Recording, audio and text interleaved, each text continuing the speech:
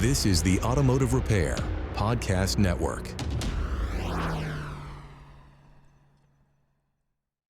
Welcome everyone to yet another episode of Diagnosing the Aftermarket A to Z. I'm Matt Fonzel, and humor is just another defense against the universe.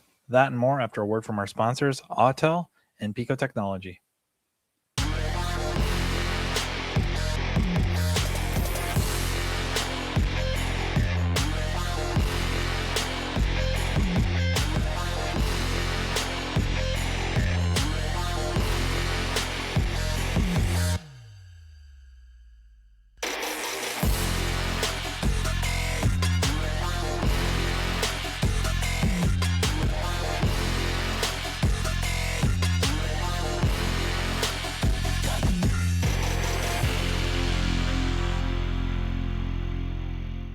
This episode of Diagnosing the Aftermarket A to Z is brought to you by Autel. Autel is a global developer and manufacturer of award-winning professional automotive diagnostic tools and service equipment, trusted by technicians, educators, and shop owners across North America. With diagnostics at their core, Autel's real-world solutions support repair workflows ranging from full-system vehicle diagnostics to servicing the most advanced automotive technologies. What sets Autel North America apart is the team behind the tools. Dedicated experts across sales, training, and technical support, each bringing deep, hands-on experience supporting professional technicians. When questions arise, you're working with people who understand the vehicles, the procedures, and the real-world demands of modern repair. Whether diagnosing complex drivability concerns, servicing TPMS systems, validating repairs, or working with ADAS and advanced safety technologies, Autel tools are engineered to support accurate, efficient repairs in strict accordance with OEM procedures and standards. To learn more about Autel and their diagnostic solutions, visit autel.com, autel.com. I normally don't like giving away what quotes are. You know, people can either try to figure them out, or if they recognize them, hopefully they get a kick out of them. But I'm going to tell you what this one was. This is from the man, the myth, the legend. No, not Scott Manna. Sorry. I'm sure he said it before. This other great, absolute American treasure, that is Mel Brooks. The reason I'm quoting him is this episode will be about, no, it isn't. Sorry. Maybe a big letdown, or I should reconsider and try to make an episode on Mr. Brooks, but he turned 100 today. So I thought it's only fitting to quote him. And I mean, what is there to say? Regardless if he's 100 or not, his contributions to the entertainment of us, hopefully us, and particularly me, is immeasurable. I don't know. I think the first Mel Brooks movie I remember might have been almost on a whim, History of the World Part 1. I think it was on TV. And I thought it was going to be a documentary because I was pretty young. And it ends up, it's hilarious. Sid Caesar, who, if you've listened to this, you know, I think the world of a lot of these hopefully historically significant entertainers and comedians or comedic actors, regardless, it doesn't matter. I mean, athletes. Yeah. So anyways, amazing that he's 100. Even more amazing, he is alive to be in Spaceballs 2, which I hope they do it right. I think they got the right people involved. I really hope they do right by Mel, do right by Spaceballs, do right by John Candy. I'll be very upset if they don't. I mean, awful threat. Matt will be upset too.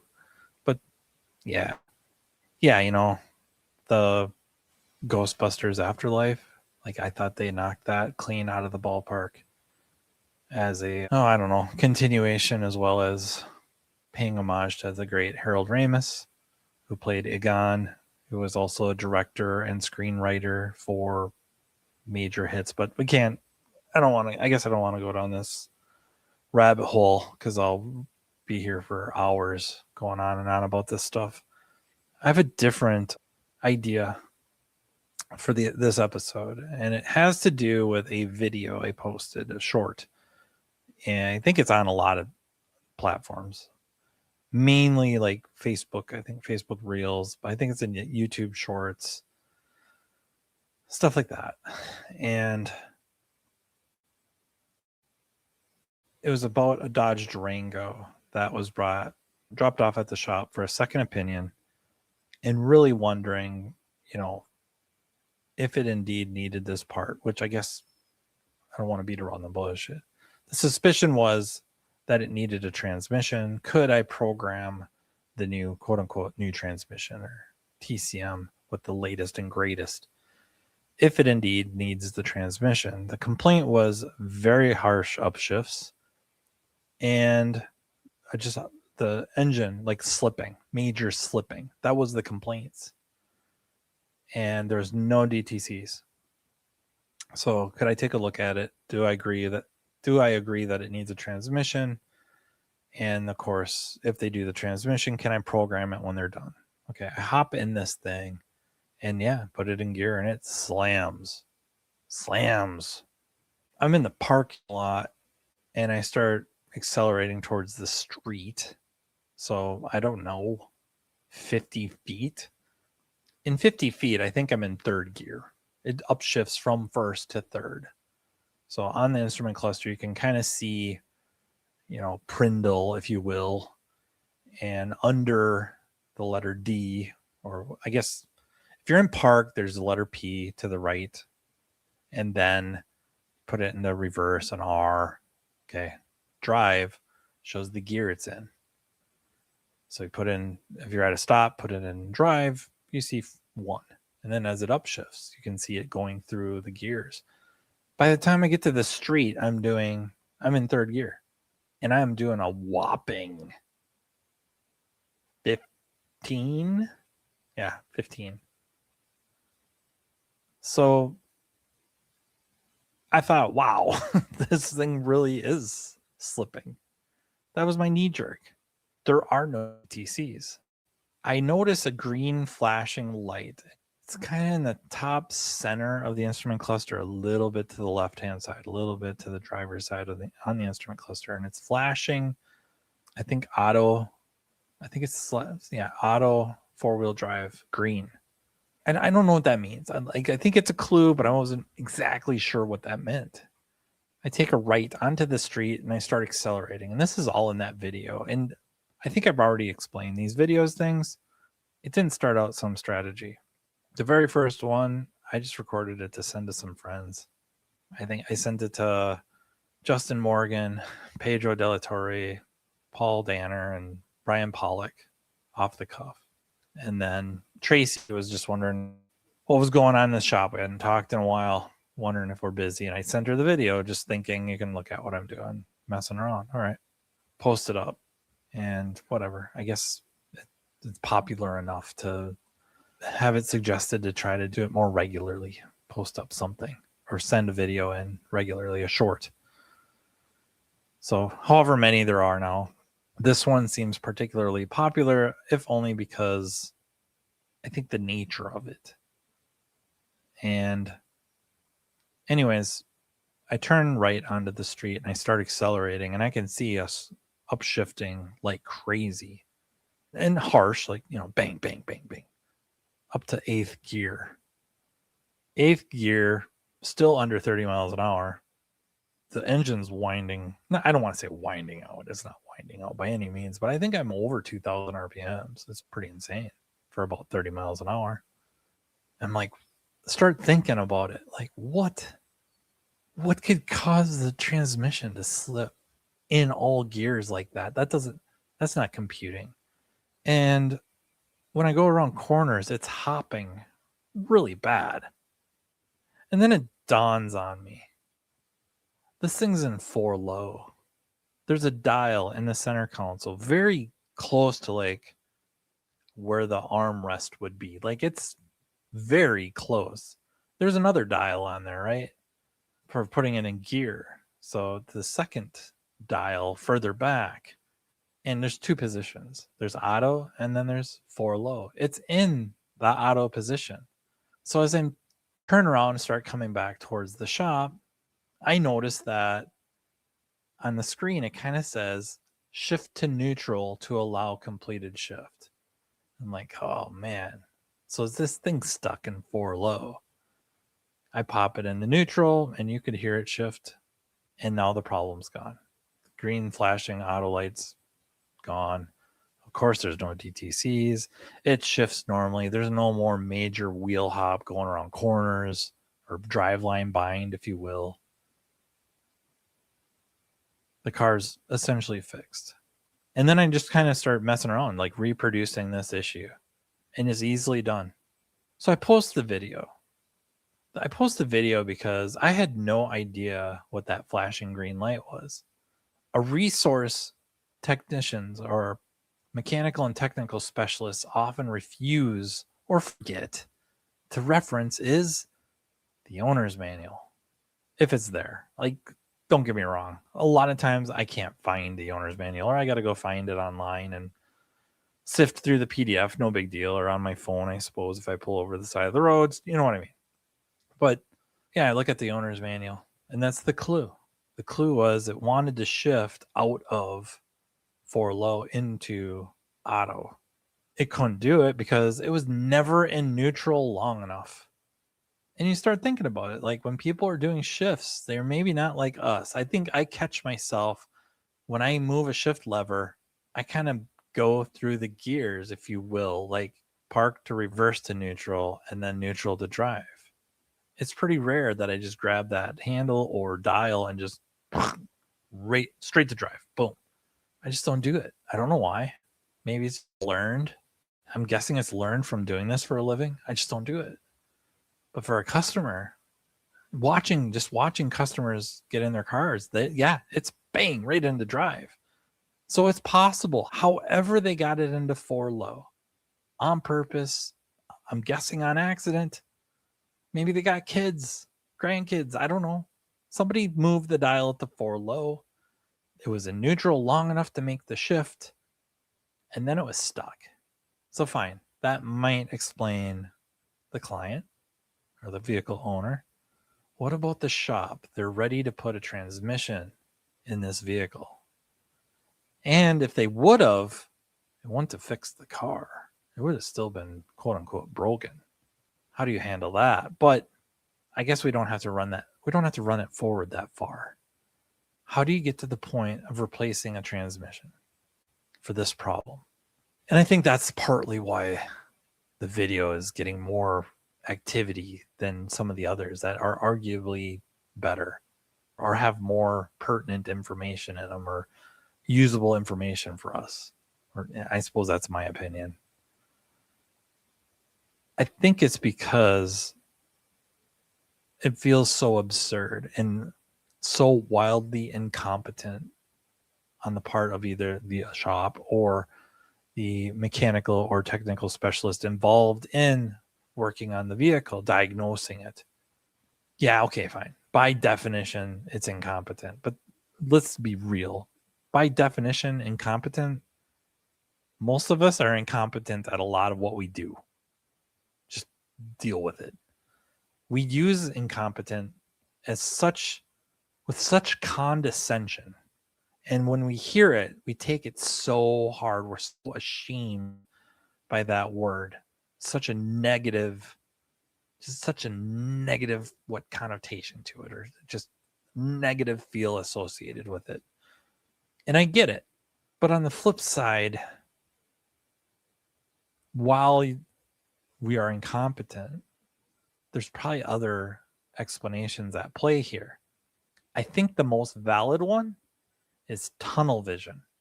I suppose we could get really fancy and we could start spitting out some, psychology, right? Confirmation bias, anchoring, and premature closure. That's about sums it up. So in my mind, and I could be wrong, the anchoring part was the first clue. And this is my interpretation. I don't want to act like I'm some freaking psychologist. I'm not. When Margaret listens to this, Margaret Light, If she listens to some of these episodes, she's probably calling or texting me going like, well, not exactly right. She's the expert. I'm incompetent when it comes to that. But confirmation bias, or really, we need to start with anchoring. Anchoring probably to me was the slipping, the perceived slipping.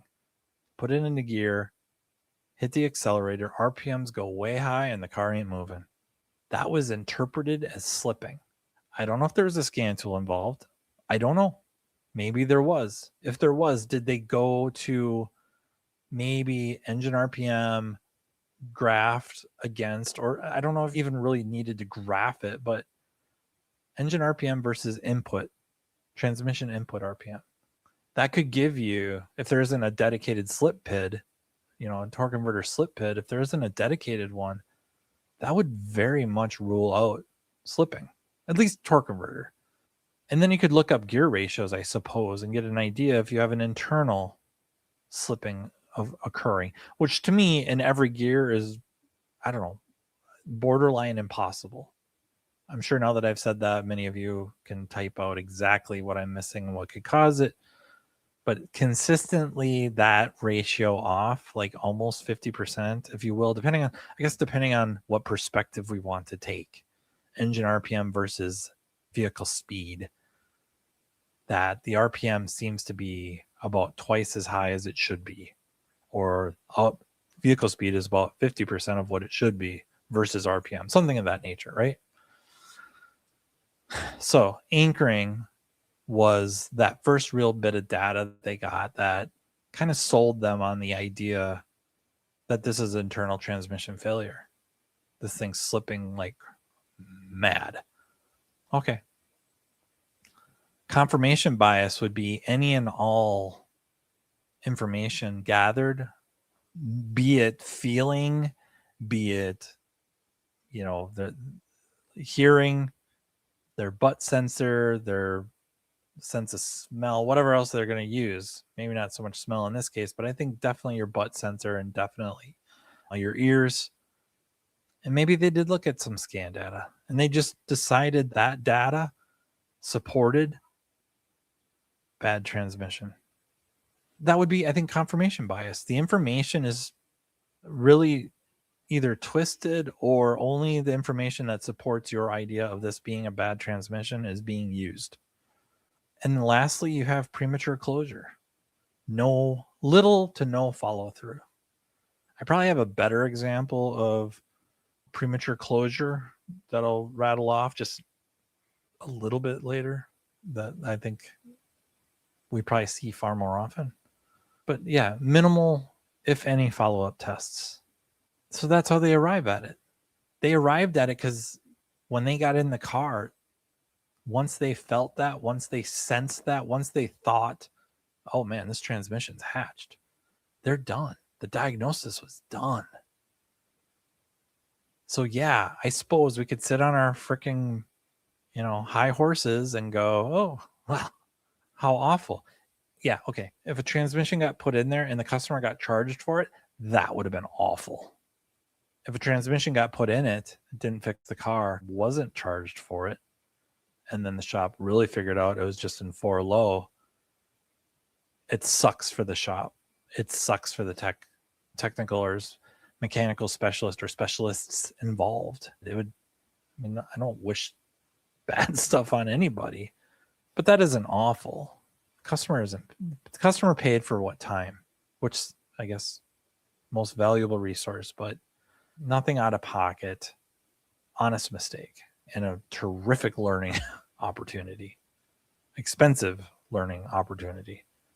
I don't know. That's how I guess I define awful, is somebody that they paid, awful would be the customer paid for the transmission and then the shop figured out they just needed to let it shift into 4 low and ship the car, charging them for the transmission, and the customer doesn't know any better.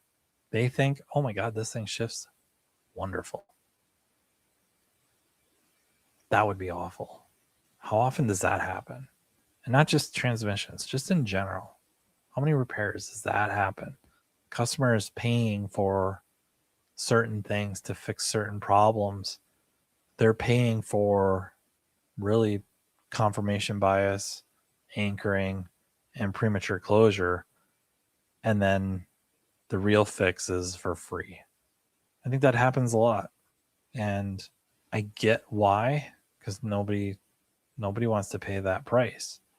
Shops don't want to pay that price, but at some point, we want to talk about ethics, and I know I've made the argument that you really don't find ethics in the same sentence. There really is no ethical profit. That's just not a thing. It is. People pay for what, our services and to fix what was broken or to bring the vehicle back to manufacturer specs. That's what they're paying us for. Unethical would be charging them for something it didn't need and then not charging them for what actually fixed the car. I suppose there's situations we could twist that around where it works out in their favor, but how often does that really happen? The other example I would use, I think common, I don't know if I necessarily need to name like a car line specific. There's some car lines far more where this is far more common than others, but it comes in with a misfire. You can feel it. Customers complaining about rough idle, rough running, maybe lacks a little bit of get up and go. The mill is flashing and they want you to fix the car. So bring it in, hook up scan tool, P0, whatever, 301. Pick your car line, coil on plug. What's it need? Coil on plug. Coil and plug. How many cars does that happen? How many cars legitimately get fixed doing that? Because that's what's wrong. From a purely probabilistic standpoint, depending on the car line, there's a good chance that's exactly what is wrong. But it's still the same things at play here. It's still confirmation bias. It's still anchoring. It's still premature closure.